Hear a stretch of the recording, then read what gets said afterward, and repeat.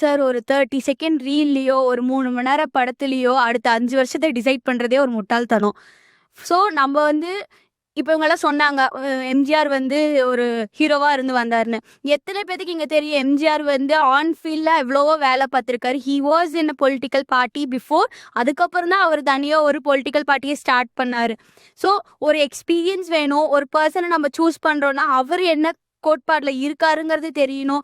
அவர் படம் நடிச்சிட்டாரு, அவரை வந்து சினிமால எங்களுக்கு இதெல்லாம் போட்டு காமிச்சிட்டாரு, அதனால இதை இவர் இங்க நடத்திடுவாரு அப்படிங்கறது நம்புறதே ஒரு முட்டாள்தனம் என்னை பொறுத்த வரைக்கும். இந்த கொள்கையில ரொம்ப கராரா இருங்க. இந்த கொள்கையை நாங்க எதிர்பார்க்கிறோம், இதுதான் எங்க எதிர்பார்ப்புன்னு ரொம்ப ஒரு வரியில எல்லாரும் சுருக்கமா சொல்லணும். உங்க எதிர்பார்ப்புகளை சொல்லலாம்.